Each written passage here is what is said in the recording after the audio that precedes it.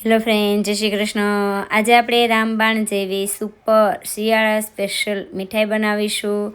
તો એક પીસમાં vitamin, iron, mineral, ના કોઈ ખાંડ, ચાસણી કે ના કોઈ ઝંઝટ, ઓછા સમયમાં એકદમ ટેસ્ટી એવી એનર્જી બાર બનાવીશું. તો બાળકો તો આ મીઠાઈ માંગીને ખાય એટલી સ્વાદમાં ટેસ્ટી પણ બનશે. ઓછા સમયમાં ના કોઈ ખર્ચા.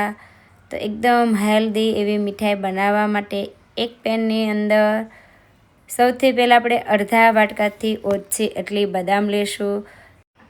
તો બદામ છે એ હેલ્ધી ફૂડ છે. તો નાનાથી મોટા બધા માટે બદામ છે ખૂબ જ ઉપયોગી અને ગુણકારી છે. તો અડધા વાટકાથી ઓછા એટલે આપણે કાજુ લેશું.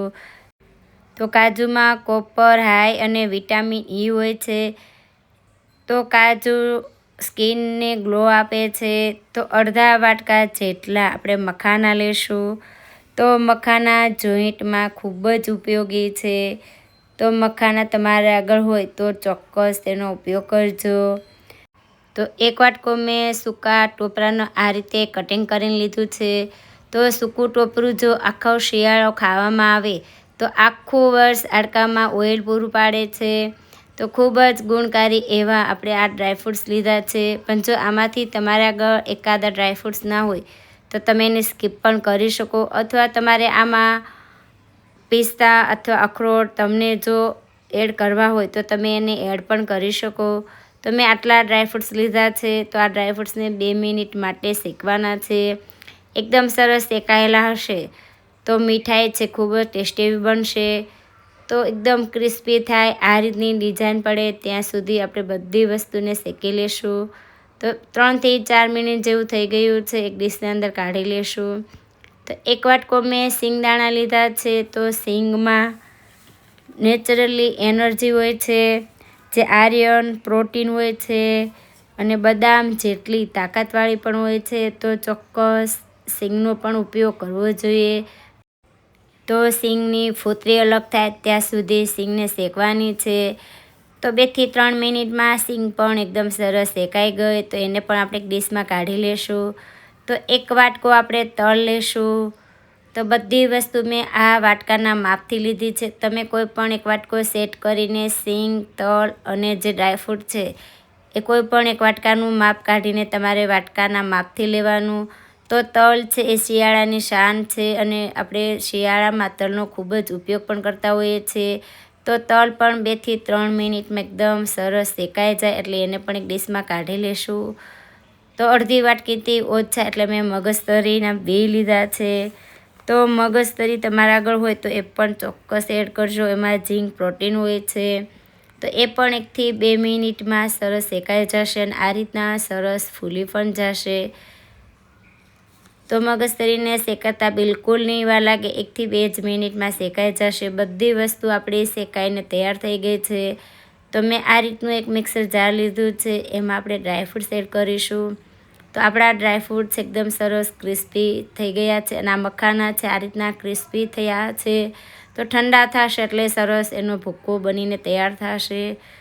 તો મિક્સર જારમાં લઈ ઓન ઓફ કરી અને 1 મિનિટ માટે એનો ભૂકો તૈયાર કરી લેવાનો છે. માત્ર 1 મિનિટમાં જ એકદમ સરસ ભૂકો છે એ તૈયાર થઈ જશે. તો એક ડીશની અંદર આપણે કાઢી લેશું. તો જે હવે સિંગદાણા આપણે શેક્યા હતા એની મેં ફોતરી કાઢી લીધી છે. તો સિંગદાણાની સાથે જ આપણે તલ પણ એડ કરીએ. આ બંનેને પણ ઓન ઓફ કરી અને એને પણ આપણે ભૂકો તૈયાર કરી લઈશું. તો ઓન ઓફ કરીને તમે ભૂકો કરશો તો એકદમ સરસ છૂટો આ રીતનો ભૂકો છે બનીને તૈયાર થશે. તો એને પણ એક ડીશમાં આપણે સાથે જ કાઢી લેશું. તો જે વાટકાના માપથી સિંગ ને તલ લીધું છે એ વાટકાના માપથી આપણે અડધા વાટકાથી થોડું ઉપર એટલું મેં ઘી લીધું છે અને એ જ વાટકાના માપથી 1 વાટકો ગોળ લેવાનું છે. તો કોઈ પણ વાટકો સેટ કરીને તમારે આ રીતના ઘી ગોળ લેવાના છે. તો જે વાટકાના માપથી સિંગ તલ લીધા હોય એ જ વાટકાના માપથી અડધા વાટકા જેટલું ઘી અને 1 વાટકો ગોળ લેવાનો છે. તો ગેસની ફ્લેમ એકદમ સ્લો રાખવાની છે અને ગોળનો પાયો લેવાનો નથી. તો ગેસની ફ્લેમ એકદમ સ્લો રાખી ગોળને પીગાળવાનો છે. તો માત્ર 2 થી 3 મિનિટમાં જ ગોળ છે એકદમ સરસ પીગળી જશે. તો 2 થી 3 મિનિટ જેવું થઈ ગયું છે અને આપણો ગોળ છે એકદમ સરસ પીગળી ગયો. તો જે ભૂકો કરીને આપણે રાખ્યો છે એડ કરીશું. 1 ચમચી મેં સૂંઠ પાવડર લીધો છે, પણ જો તમારે સૂંઠ પાવડરની જગ્યાએ કોઈ પણ એલચી કે જાયફળ પાવડર લેવો હોય તો એ પણ લઈ શકો. તો મગજતરી એડ કરી અને બધી વસ્તુ છે એકદમ સરસ આપણે મિક્સ કરી લેશું. તો ગેસની ફ્લેમ સ્લો રાખીને બધી વસ્તુને મિક્સ કરવાની છે. અત્યારે તમારે થોડી સ્પીડમાં બધી વસ્તુને મિક્સ કરી લેવાની. તો 2 થી 3 મિનિટમાં બધી વસ્તુ છે એકદમ સરસ મિક્સ થઈ જશે. તો શરૂઆતમાં જો તમને થોડું છૂટું એવું દેખાય, આ રીતનું મિશ્રણ ના લાગે તો તમારે 1 ચમચી પાણી અથવા 2 ચમચી જેટલું આમાં ઘી એડ કરી આ રીતનું મિશ્રણ છે તૈયાર કરવાનું. પણ તમારે આ મિશ્રણમાં દૂધ એડ કરવાનું નથી. દૂધ એડ કરશો તો આ મીઠાઈ છે લાંબો સમય સુધી સારી નહીં રહે. તો થોડું પાણી અથવા થોડું ઘી એડ કરી અને આ રીતનું મિશ્રણ છે તૈયાર કરી લેવાનું. તો એકદમ સરસ મિશ્રણ બનીને તૈયાર થયું છે. હવે એક ડીશની અંદર આપણે ઘી અથવા તેલ થોડું લગાડી અને આ મિશ્રણને આપણે ડીશની અંદર કાઢી લેશું. તો અત્યારે થોડું સ્પીડમાં આ મિશ્રણને કોઈ પણ ડીશ ટ્રેમાં તમારે સેટ કરી લેવાનું છે. તાવીથા અથવા કોઈ પણ વડે તમને જે રીતે ફાવતું હોય એ રીતે એને સેટ કરી લેવાનું. તો ઉપર આ રીતે તાવીથો ફેરવશો તો પણ સરસ સેટ થઈ જશે, અથવા વાટકી ફેરવશો તો પણ એકદમ સરસ સેટ થઈ જશે. તો આ રીતના આ મીઠાઈને આપણે એકદમ સરસ સરખી કરી લેશું. જો મીઠાઈ ઉપર તમારે કોઈ પણ કાજુ બદામ અથવા પિસ્તાની કતરણ એડ કરવી હોય તો તમારે અત્યારે કતરણ એડ કરી આ રીતના મીઠાઈને સેટ કરી એને કટ કરી લેવાની છે. તો કોઈ પણ રીતે આ મીઠાઈને કટ કરવાની છે. કટ કરી અને આ મીઠાઈને આપણે 2 કલાક માટે સેટ થવા દેશું. પછી એનો પીસ છે ઉઠલાવી જશું. તો ઓછા સમયમાં ઓછા ખર્ચામાં ખૂબ ટેસ્ટી એવી અને એકદમ હેલ્ધી એવી શિયાળા સ્પેશિયલ આપણી મીઠાઈ છે બનીને તૈયાર થઈ ગઈ છે. તો 2 થી 3 કલાક થાય એટલે એને એક પીસ પણ ઉઠલાવી જશું.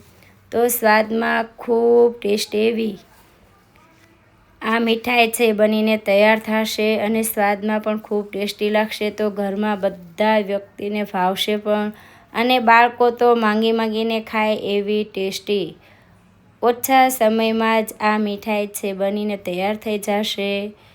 પોચી પણ બનશે, ખાવી પણ ગમશે. તો તમે પણ એકવાર ચોક્કસ ટ્રાય કરજો અને આ મીઠાઈ છે લાંબો સમય સુધી સારી પણ રહેશે. તો જો શિયાળામાં આ રીતની મીઠાઈ ખાવામાં આવે તો ખૂબ જ શરીરમાં ઉપયોગી ગુણકારી એવી એકદમ હેલ્ધી સ્વાદમાં ટેસ્ટી મીઠાઈ બનીને તૈયાર થઈ છે.